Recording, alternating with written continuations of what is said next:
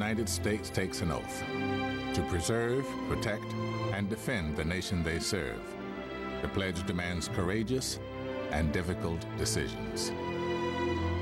When bold leaders risk all to do what they see as right, their choices can change the course of history. These are the decisions that shook the world.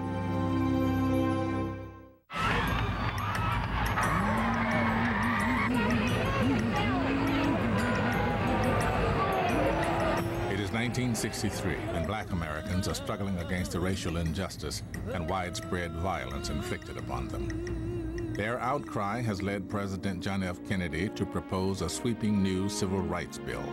On November 22, 1963, the president's vision of the future, including his hope to end segregation, is about to be crushed. The nation is stunned, and the fate of Kennedy's civil rights bill is now in the hands of a former senator from Texas. This is a sad time for all people. I will do my best. That is all I can do. I ask for your help. At the end of that terrible day, as Lyndon Johnson returns to his residence, he knows he must make a crucial decision that will affect his entire presidency and the nation he must now lead. He lay in his pajamas in this vast bed. We watched television till about 4 in the morning. The commentators all over the world were inspecting this alien cowboy who was now the leader of the free world. Here's a man who was president for only 12 hours, and because of his 24 years in the Congress and as vice president, had observed what presidents did right and what they did wrong. And he meant to use that catalog of experience to let him be, as he said, the greatest American president that he could be. I didn't know quite what to expect of Lyndon Johnson. I knew he was from Texas, Southerner. I had some reservations and maybe misgivings about him just because of his history. President Lyndon Johnson is faced with a dilemma. Civil rights is the nation's biggest domestic issue, but to take further action could set off a political firestorm, especially in the South. Kennedy in 1960 had given the impression when he was running for president that he would be, if elected, a great civil rights president.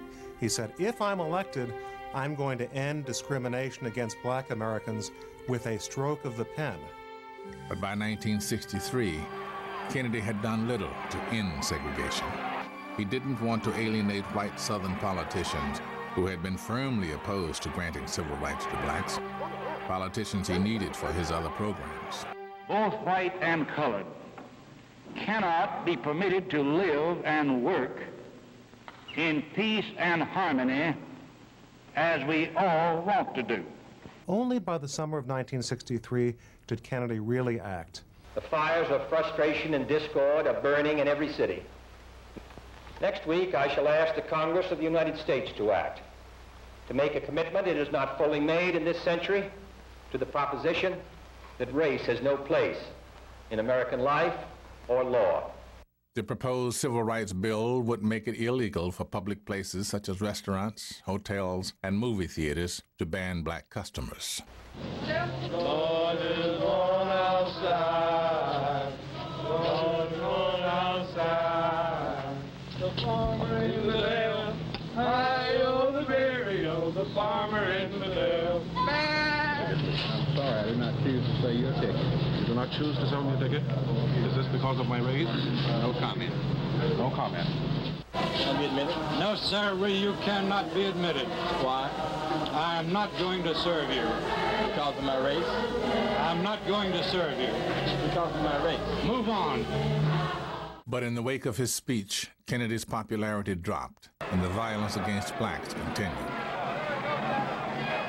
Civil rights was possible, and not just possible, it was needed by the country. Hundreds of people had protested in every way. They'd been met by brutality.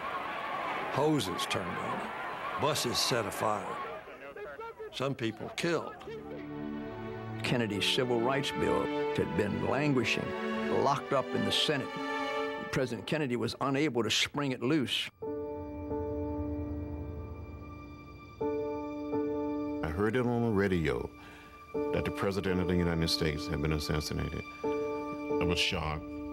I was concerned, like many of us, that with the loss of President Kennedy and now Lyndon Johnson as president, this will interrupt the movement toward equality and justice.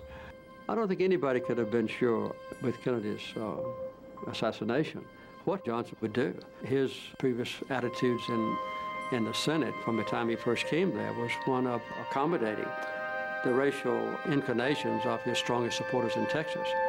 And his public statements were very negative about civil rights. The northern white person makes often an intellectual change. But for a person who is a Southerner, who grew up in the kind of climate that Lyndon Johnson did, has to make not only an intellectual change, but an emotional change. I've always had a notion that I would rather have a converted Southerner on my side than a wobbly Northern liberal. Johnson knew all of the black leaders at the time, Roy Wilkins and Dr. Martin Luther King, Dorothy Height. He knew them all. And I think at first there was a lack of trust. But later on, they began to realize that this man was made of steel. The evening of his second day in office, President Johnson receives a phone call from a concerned Martin Luther King. I think one of the great tributes that we can pay in memory of President Kennedy is to try to enact some of the great progressive policies that he sought to initiate. Well, I'm going to support them all, and you can count on that, and I'm going to do my best to get other men to do likewise, and I'll have to have y'all's help. I never needed more than I do now. Well, you know you have it, and just feel free to call on us for anything. Thank you so much, Martin. For Johnson, it was almost like the devil on one side and the angel on the other. The angel was saying, you have the chance to do more for civil rights than any president in history. The devil was saying, don't throw it away, Lyndon. You know, be cautious. Don't do something that's not only going to get you in trouble, but may cause you to be defeated when you have to run for election in 1964.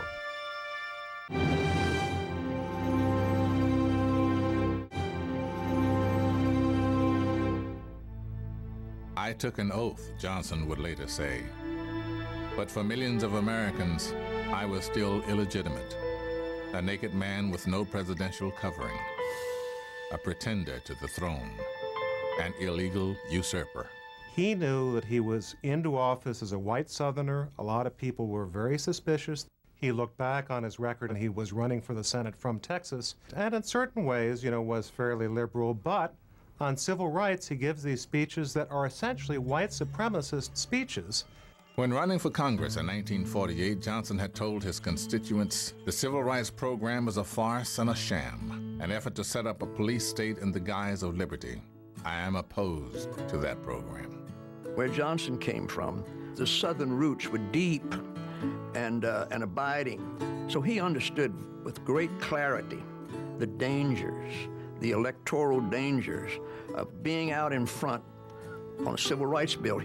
President Johnson knew with unerring instinct that to fight for human justice and civil rights in America would mark him as a candidate for defeat. He understood how the South worked, its beliefs, its culture. He was a Southerner. His experience as a Southerner meant that he probably felt it and realized it about the civil rights issues and about segregation, about the treatment of people, especially in the South. He knew exactly what was happening. I've heard President Johnson tell racial stories, and I've heard him talk like a Southerner. But the Southern senators were his friends, and it seems to me quite natural that he would talk to them in a way that would try to separate himself from civil rights liberals. Neither segregationists nor civil rights leaders could be sure about the new president's position on civil rights. But Johnson makes his tough call just 5 days after Kennedy's death in a stirring speech to Congress. No memorial oration or eulogy could more eloquently honor President Kennedy's memory than the earliest possible passage of the Civil Rights Bill for which he fought so long. Johnson has made his decision. I remember that speech, and I remember the words of President Johnson. That was very reassuring. If President Johnson hadn't immediately endorsed the Civil Rights Bill that Kennedy had put in and made a big deal out of it, I think he would have lost a good deal of support. He would have regained the South, which would have helped him in terms of renomination as president. Well, I think he was taking a risk either way. Washington feels the impact of his announcement immediately. Johnson goes to work on Congress, using his political muscle to get the Civil Rights Bill passed. He knows his strong stance has angered many of his Southern friends in the Senate, friends whose support he will need in the coming election of 1964. Johnson was very conscious of the fact that one thing he could do in history was to be the president that got Southerners nervous about civil rights to accept civil rights.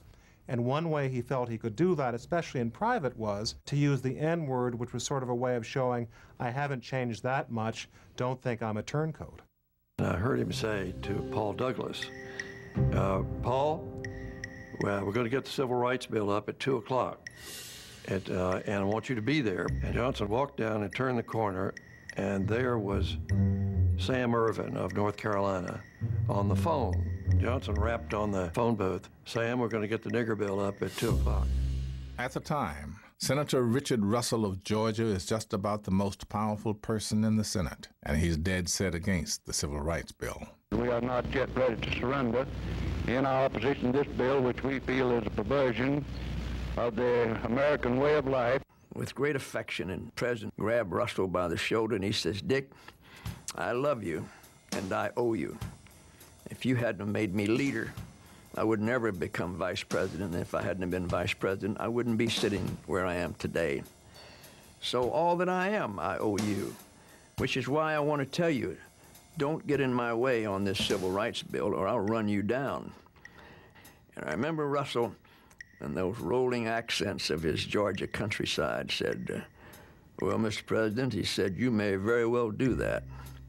But if you do, you're not only going to lose the election, you're going to lose the South forever. As Johnson said in another soft voice, Dick, if that's the price I've got to pay, I'll gladly pay it. The key to the bill was the Republican leader, Everett Dirksen of Illinois. He went to Dirksen and said, Ev, I know you've got some doubts about the Civil Rights Bill, but look at it this way. 100 years from now, if you're for this bill, Americans will know only two names, Abraham Lincoln and Everett Dirksen. And Dirksen, being a bottomless well for flattery, liked what he heard, supported the bill. However, probably not too many kids these days know the name of Everett Dirksen.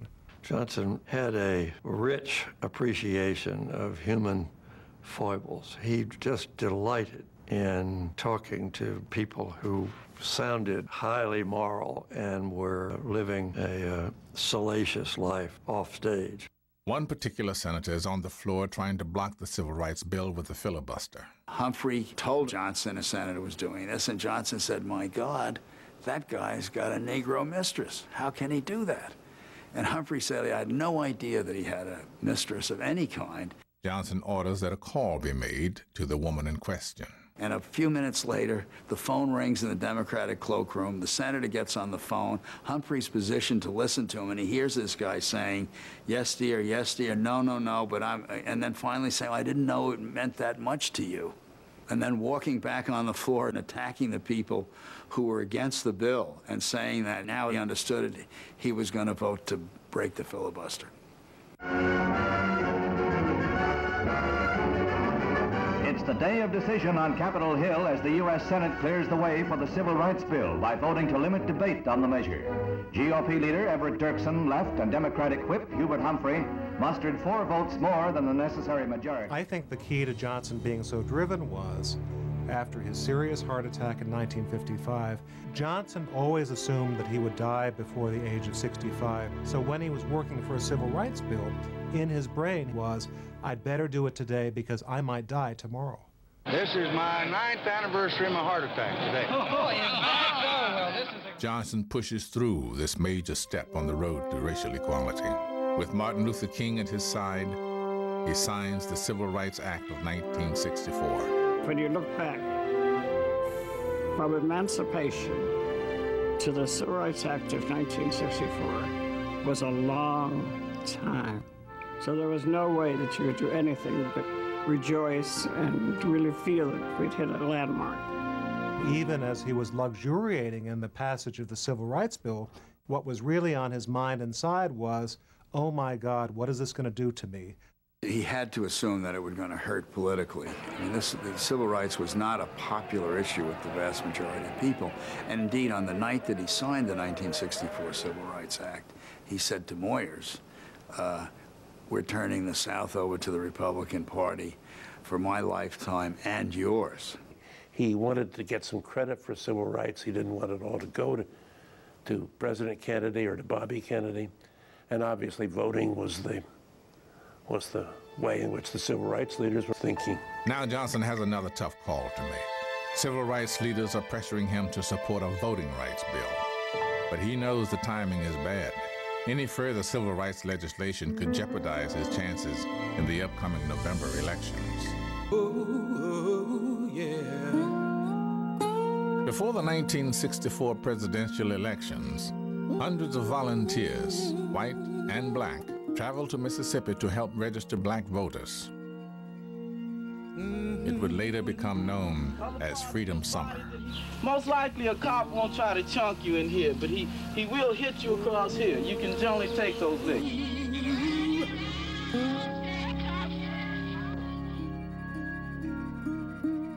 Blacks were legally able to vote, but in many places in the country, when they got to the polling place, they would be given tests on Chaucer, on arcane examples of 14th century English law, things that no one could possibly pass. In Alabama, in Georgia, in Mississippi, you had to pass a so-called literacy test. On one occasion, a man was asked to give the number of bubbles in a bar of soap. Despite the efforts of civil rights workers, not enough new black voters are registered to have an impact on the presidential election. At the same time, many Southern white Democrats are leaving the party because of Johnson's strong support of civil rights. Johnson's opponent would be Senator Barry Goldwater of Arizona. Goldwater said, you know, I'm not against civil rights, but I think this bill, the Civil Rights Bill, is unconstitutional. People got the message, especially in the white South, and Johnson was agonized to see that in his home region, very quickly in the polls, Goldwater was getting about 80% to Johnson's 20%. The 1964 campaign was the first one in which our family was deeply involved, and also the most difficult for us. My boys, who wore Johnson buttons, were harassed at school. My middle son, Chip, was beaten up by people in school. He would come home sometimes with blood on his shirt, and the next day he insisted on going back to school still wearing his Democratic button. But Mother would go to the old Windsor Hotel, which was almost abandoned then, which happened to be the Johnson headquarters. She had a nice automobile, and she would ordinarily work all day, primarily with the black citizens of Sumter County, supporting Johnson. And when she would leave the hotel in the evening, her radio antenna would be tied in a knot, or she would have soap inscriptions all over the car, condemning her because she was, I won't use the words on television. Johnson wins the election by a landslide, but it's clear he's lost voters in the South, a fact noted by black leaders. Of course, he gave up all 4 southern states, deep South states, Georgia, Alabama, Mississippi, and Louisiana. He didn't carry. Goldwater did, plus Arizona. But there was no doubt in our minds that this was the turning point in democratic affairs throughout the South. Martin Luther King Jr., he had a conversation with President Johnson, and he said, we need a voting rights act. Johnson says, well, I'm for voting rights, but this ain't the time. But civil rights leaders don't want to wait. In the spring of 1965, they pressure Johnson to act, staging a nonviolent march in the little-known town of Selma, Alabama. In Selma, Alabama, in 1965, only 2.1% of blacks of voting age were registered to vote.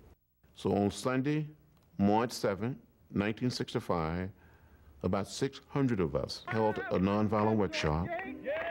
We lined up in twos to walk from Selma to Montgomery to dramatize to the nation that people of color wanted to register to vote.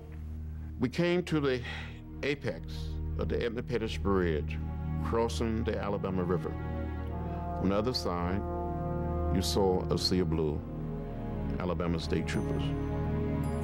We continued to walk without anyone saying a word. We get within hearing distance of the state troopers. A man identified himself and said, "I'm Major John Cloud of the Alabama State Troopers. This is an unlawful march. You will not be allowed to continue. I give you 3 minutes to disperse and return to your church." In about a minute and a half, Major John Cloud said, "Troopers, advance." Advance toward the group. See that they turn around and disperse. And we saw these men putting on their gas masks. They came toward us.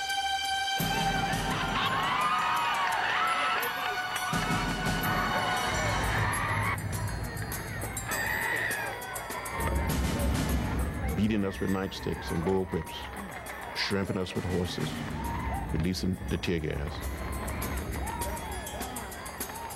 I was hit in the head by a state trooper with a nightstick.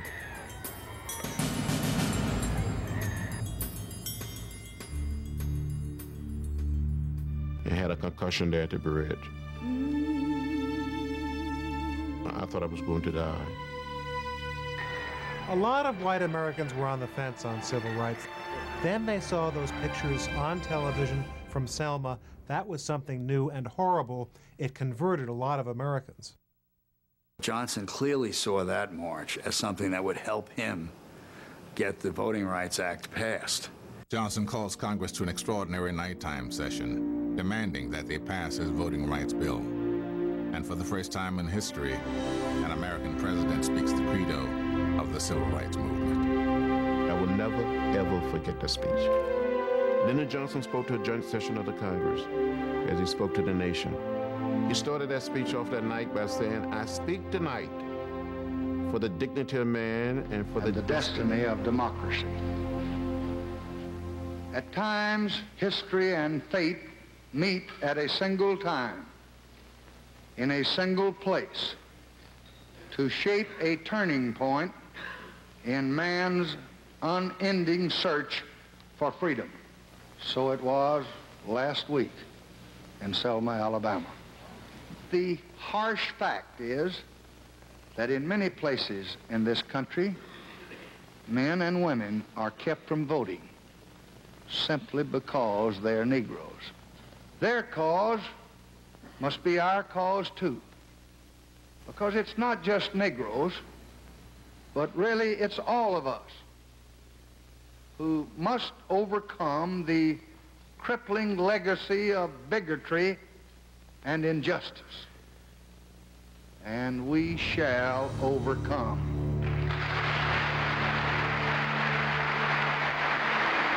The hair on the back of my neck still stands straight when I think about that.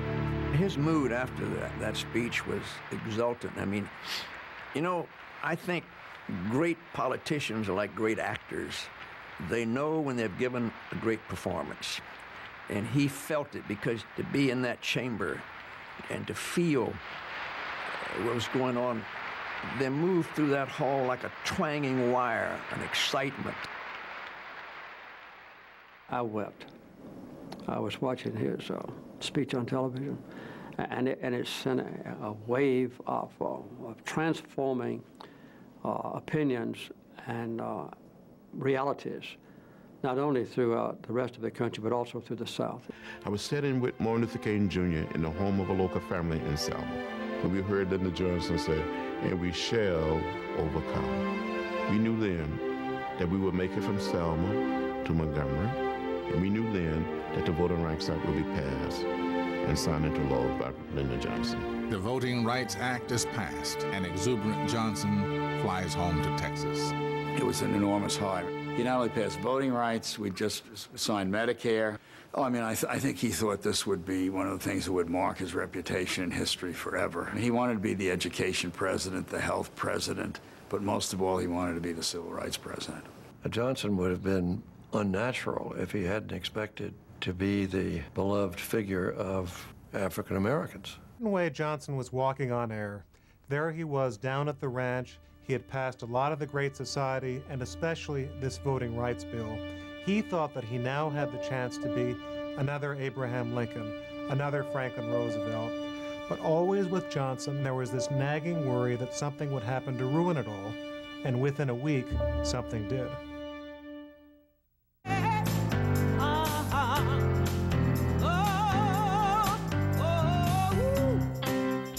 It was just so unfortunate that we had all this hope and all of this optimism and had this unbelievable signing of the Voting Rights Act.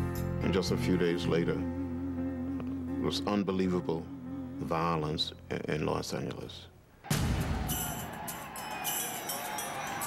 A young black was picked up in Watts for drunken driving. A woman came out on the street and screamed at the police for arresting him, and a crowd gathered on the street. The next night, we had 5,000 people in Watts rioting, and the whole part of South Central Los Angeles exploded, utterly out of control.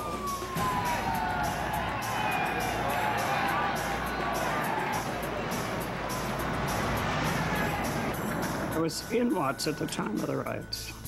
There had been so much suffering, so many unmet promises, that people just burst forth. Johnson is still at his ranch when news breaks of the riots. Shocked, he fears he has pushed the country too far, too fast. I called the president, never returned my call.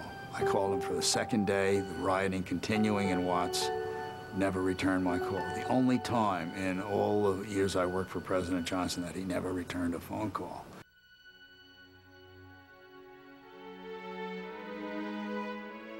The president finally calls me back, and the president got on the phone, and he was very depressed, as depressed as I ever saw him, and was worried the Negroes would, by their rioting and by their inability to just be a little more patient, destroy what he was trying to do. Watts changes everything. Angry whites blame Johnson's civil rights program for encouraging racial unrest. The press calls it the white backlash. Oh, but what they say, you didn't have to be a white Southerner. I mean, you could be the Mayor Yorty of Los Angeles, who said the reason this rioting's occurring is because Johnson is giving all these people so much of this stuff. He's giving them too much. He's getting their expectations up too high, and so we're getting all this rioting. Now, the other problem which caused this situation is the NAACP. Their continual announcements of planned demonstrations, their continual announcements of mass meetings has worked these people up in a frenzy, these irresponsible hoodlums. He felt that there would be white leaders who would say, this is the kind of thing that happens when you give blacks too much freedom and make it very difficult for him to do much more in civil rights. Despite this opposition, Johnson sticks to his convictions about civil rights. He sends a fair housing bill to Congress that addresses the deep racial divide, not just in the South, but in neighborhoods across all of America. Blacks lived in one area, whites lived in another area. There were provisions that you could only sell your house to a white. You signed that when you got your mortgage. Banks imposed these kinds of covenants to protect the property values of the houses. Housing discrimination, housing segregation is so entrenched and so much a kind of base for our other segregation. That was the only time that I ever got threats against my life in the White House. We really saw what kind of anger there was out there and how difficult this racial problem was going to be, because fair housing was like a dagger to the white North. This was not focused on the South anymore. This really nationalized the civil rights issue. The white backlash was in full snap. A lot of white leaders, even in the Democratic Party, were saying, too much civil rights, this is too fast, too soon. Johnson had always assumed that he would pay dearly for civil rights, and in the election of 1966, it happened. In the midterm election of 1966, Democrats lose over 50 congressional seats and 8 governorships to the Republicans. Democrats blame Johnson. In 1966, the midterm elections were a disaster, and large part was due to civil rights, and Johnson understood that. He understood, without any shadow of a doubt, that just beneath the surface lie these twisted stirrings of white animosity toward the black man in the South, and the transfer of that animosity to Lyndon Johnson and the Johnson administration. Right after the election in 1966, a group of Southern and Board of State governors came down to the ranch to see the president. I was there. The whole meeting was about civil rights. And the governor saying, you know, basically you've got to get off this. We're destroying the party. The party's going to be in danger in '68. You lost these seats because of this. They left, get in the car with Johnson. We're driving around the ranch. He's angry, and he's saying, you know, nigger, nigger, nigger. That's all they said to me, nigger, nigger, nigger, for that whole meeting. I'm going to make it impossible to use that word. I'm going to drive that word out of the English language. By late 1966, Johnson's bold civil rights agenda is beginning to be overshadowed by events overseas. More and more American soldiers are dying in a small Southeast Asian country few Americans have even heard of, Vietnam. Hundreds of thousands of young Americans being sent there, a disproportionate number of those young Americans were black. We began to witness the drafting of many, many young people. And here at home, people were still suffering from poverty, from hunger. In the heart of the Deep South, we felt somehow in some way that it was contradictory to have people to go abroad to fight for the right to vote, the right to participate, or self-determination in Vietnam. And here at home, there were still scars and stains of racism. Vietnam, of course, was the seedbed from which sprung all this discontent and torment that was torture in the land. We've got to build so much strength inside our community so that when LBJ says, come here, boy, to my war, we say, hell no, we ain't going. A nation that can spend $35 billion a year on an immoral, ill-considered war in Vietnam and $20 billion to put a man on the moon can suddenly spend billions of dollars to put God's children on their own 2 feet right here on earth. It forced Dr. King to say that he appreciated the position of the president, but he could not butcher his conscience, that he had to speak out against the war in Vietnam. And the administration had very little to do with him from then on. It was the black leadership that really got him. I think things that stung were, why didn't the black leadership appreciate what he was doing more? Why aren't they registering more voters? Why did Martin Luther King come out against the war? And he said, my God, these people, you know, they can now eat anywhere they want to eat. They can file employment discrimination suits. We have voting rights for them. Why don't they thank me for them?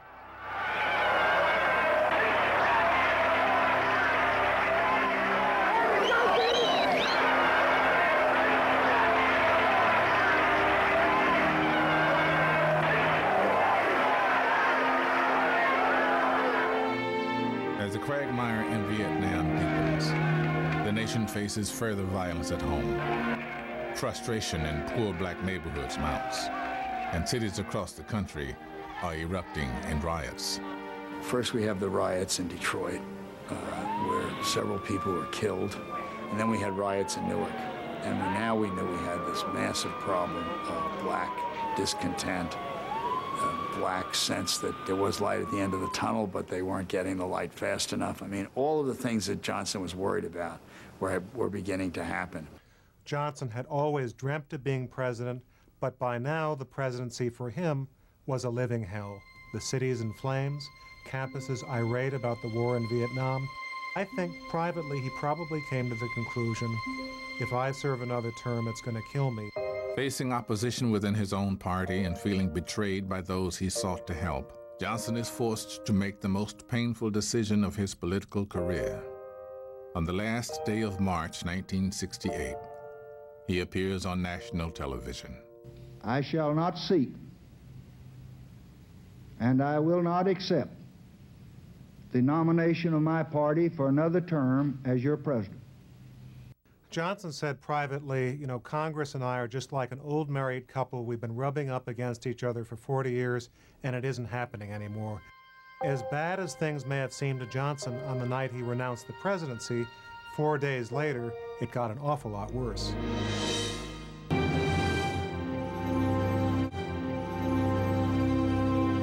I have some very sad news for all of you, and I think sad news for all of our fellow citizens and people who love peace all over the world.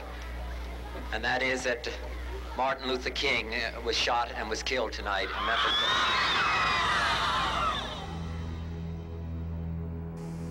The dream of Dr. Martin Luther King Jr. has not died with him. Men who are white, men who are black, must and will now join together as never in the past. With less than a year remaining in his presidency, Johnson is again faced with violence in the streets. Across America, riots erupt in reaction to the assassination.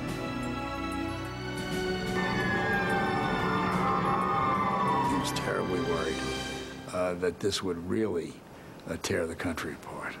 You could stand on the north portico of the White House looking out over Lafayette Park and to the right, and you could see the smoke and the light in the sky from the flames on 14th Street. The other thing to remember about Johnson, in the worst situations, he never lost a sense of humor. One night I brought him this message saying that Stokely Carmichael, the firebrand, black revolutionary, was on the corner of 14th and U Streets in the black section of Washington. Carmichael was organizing a mob to march on Georgetown and burn it down. And Georgetown was where all the columnists and TV commentators and Washington Post editors lived. And Johnson took this message, read it aloud, and said, I've waited 35 years for this night.